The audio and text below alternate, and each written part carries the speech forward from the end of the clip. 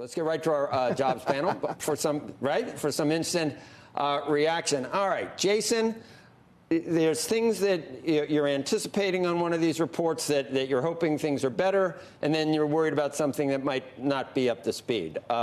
Can you list the two? Was there anything that disappointed you, or all pretty good? I think the biggest news here was that average hourly earnings were up 0.4. That's a 5% annual pace. That's roughly the pace they've been on for the last year. And that's consistent with a decent amount of inflation this year.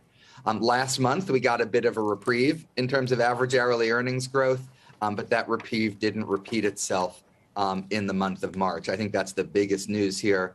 The second biggest news here is, the jobs number. I think that's a pretty small miss. You have the positive revisions to last month.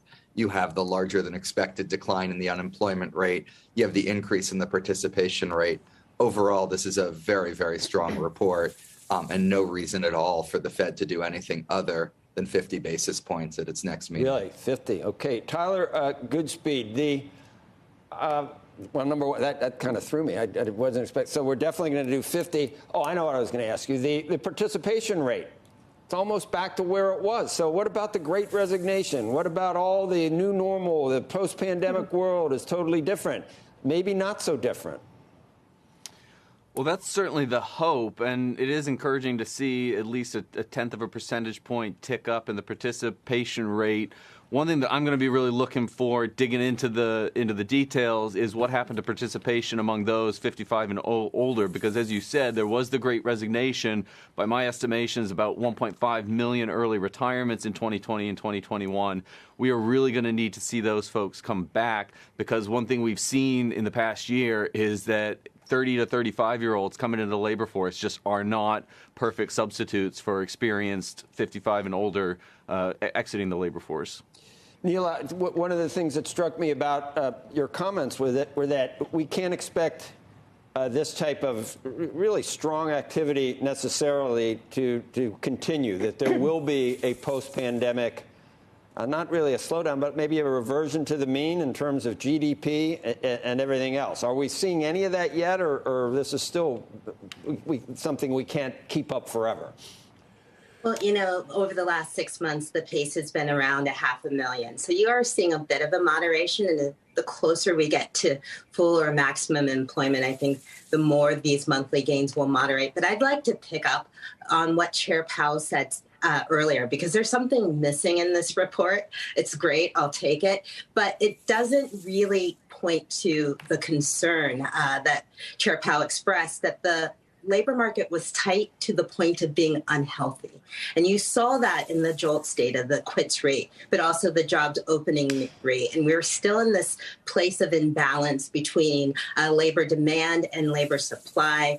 Companies are having a difficult time hiring and retaining in this environment. And in the meantime, the skill set that companies want is changing. And so it's time, even though this machine has gone on for a while, peeking under the hood to see where the wage gains is really critical in this moment. Okay, Steph, I'm just going along what's in, this is the order they put it in. This has nothing to do with me. And this could be the most important comments we're seeing right now. Could be, Steph. Could be. Look, I think that the number is very good, especially with the revisions. If you look at a lot of different job metrics in the last couple of weeks, we've seen rock bottom initial claims, and initial claims are a leading indicator for jobs. The non-farm payroll numbers is backward looking, as we know. ADP was very good, and the interesting thing about ADP, they had 377,000 services jobs, payrolls, right? And so for me, when I looked at the wage numbers for today, I was actually wondering if that 5.5% wage number year over year expectation might come in a little bit softer. And in fact, it came in a little bit better. Last month, we know what happened. It was a mix shift, more towards travel and leisure jobs, which are lower paying jobs, versus technology and utilities. And that just didn't happen this month. So look, that is the number one important number to look at. It's the wage number. And it does not change anything of what the Fed now has to do. Fed is behind the curve. There's inflation everywhere. And that also includes yesterday's core PCE deflator number, which was really hot. Steve, in movie credits, it's not always. Sometimes the biggest actor is like, and Tom Hanks, and that's what I'm feeling right now. Since you're last here, but maybe most important, and you've had time now. I've given you to really have some smart things to say.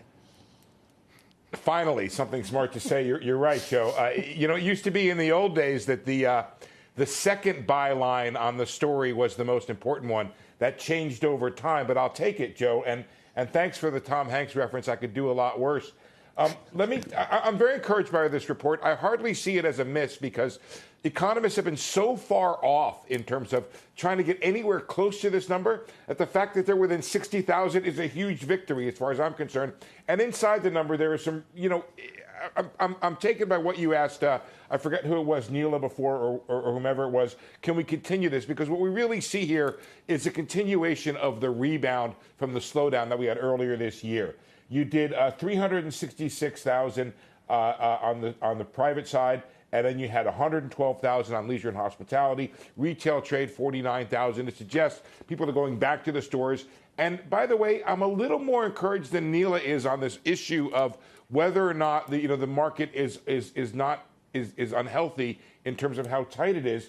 Because a couple things, you had about 500,000 people, it looks like to me, come back to the workforce, and that's been 3 real good months in a row in terms of people coming back, and I'm sure that Powell wants to see that. And just one other quick number, Rick is 100% right. We are back to where we were in terms of the number of people in the workforce at 164.4 million. Our participation rate, however, is 1 percentage point below. Why is that? Because we had more people come into this world over that period of time. So there's still some room to bring people in to a tight labor market. One very interesting point here, oil and gas workers went down 0.4%. So I'll be watching that number to see if we get more workers in the oil fields and maybe, Joe, more oil.